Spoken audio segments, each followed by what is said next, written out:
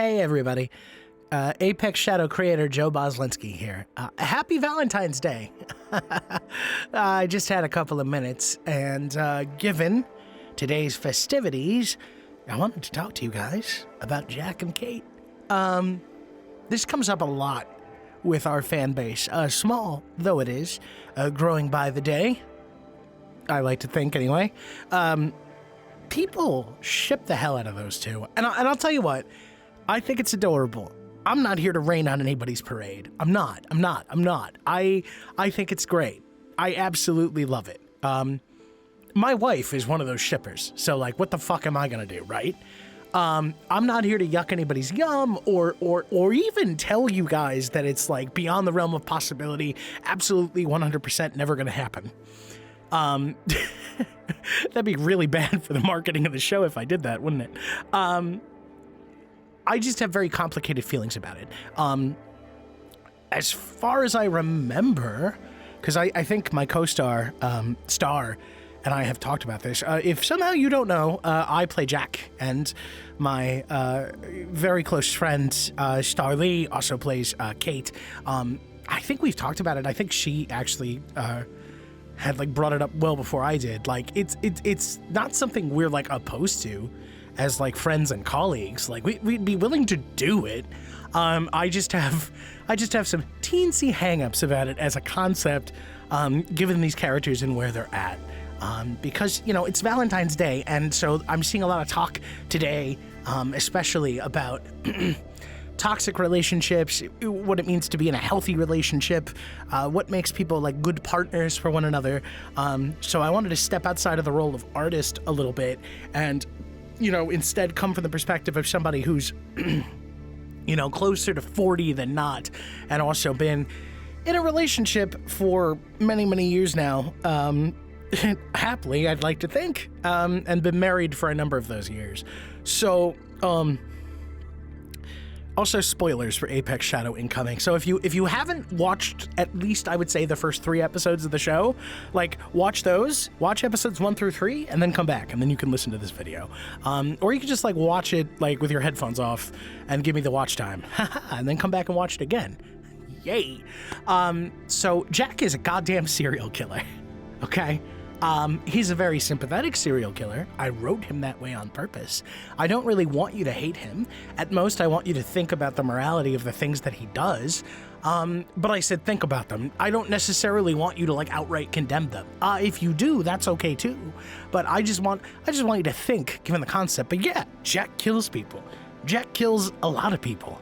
And lies about it. Now, both the murder and the lying are, you know, arguably justified given the context, but that conflict is kind of at the heart of what the show is about, right?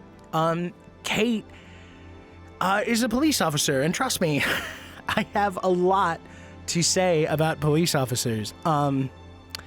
Honestly, we're 7 episodes in. If I had one chief criticism of myself, looking back on the show, it's that I haven't criticized the institution of policing nearly as much as I meant to. That's something I'll have to try to do better about in volume 2 of the show. We're not calling them anymore. We're not calling them seasons anymore. We're now calling them volumes. Why? Because these fucking things take way more than a year to put together. So they're not seasons anymore. They're volumes. In volume 2, maybe we'll try to crank up that ACAB energy. I don't know. Stay tuned. But, you know, Kate is a cop. And she is, you know, for lack of a better term, if you'll allow a little bit of cringe, she is a good cop, or at least she is supposed to be. This is a work of fiction, after all. No, okay, I'm sorry, I'll stop. That is a lie. I will not stop, but whatever. You know, Kate wants to do good. She is doing the best she can, she feels, with what she has. She's working within an imperfect system. You know, American policing being imperfect in the real world, and in the context of Apex Shadow, we're throwing in like fucking super beings with like, you know, what does Captain Donahue say in the pilot? Like laser dicks or whatever. It's a very complicated situation, which, you know, kind of lends to the conflict for both Jack and Kate as characters. Now, you know, they are morally and goal-wise, you know, very much like at cross purposes. But outside of Jack's secret, the two of them have obvious chemistry. There's a reason so many people ship them, and they care about each other a great deal. I think there is definite attraction there, but I can tell you a couple of things. One, Jack is not going to stop. Jack is not going to stop. We have 5 seasons planned for this fucking thing. Excuse me, 5 volumes. Jack is not going to stop anytime soon. Kate is very firm in her convictions. She does have a lot to think about, in part because of the Man in Black's actions, but like she very much believes in the idea of due process and law. So she's not, gonna fuck with the whole like going around and extrajudicially murdering people. I know. Cop irony, haha, funny, but this is who she is.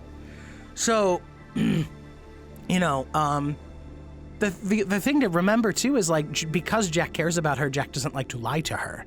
He's going to because he's not going to like offer himself up to be arrested. Arguably he does want her to stop him. That's kind of his thing if you haven't picked up on it by now, but not like that. He hates lying to her. There's a certain amount of it that's like, necessary, but that's not a foundation for a relationship. And he knows that. He is healthy enough to recognize that. And meanwhile, Kate is dealing with her own issues. She's very angry.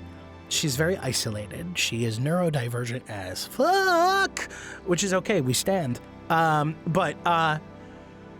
She's figuring a lot of things out about herself. Chief among those two is her sexuality. I think there's like definite attraction between those two. But I've had a lot of people ask me, like, what Kate's deal is. And I am really hesitant to put a label on it. One thing I could say definitively, not straight. Not straight. Definitely not straight. Is Jack straight? Yeah, probably. Is Kate straight? God, no. It might be a thing where, like, Jack is the exception to the rule, if anything. Or it might be that her attraction to him is purely emotional, right? And romantic, not sexual or physical. I don't know. Like I said, I don't feel like I'm in a comfortable place to like put a label on that. But like, what I want to say is like, when you ship them, like it's not coming from nowhere. I am not blind to it. I get it. I wrote the damn thing. I take some responsibility for this. And I also understand why a lot of people find it, hot and sexy to kind of ship the killer with the cop that's like chasing after him, whatever. But, the relationship is, their friendship currently is in part like kind of reinforced by lies. And that's not a comfortable way to foster a relationship, is it?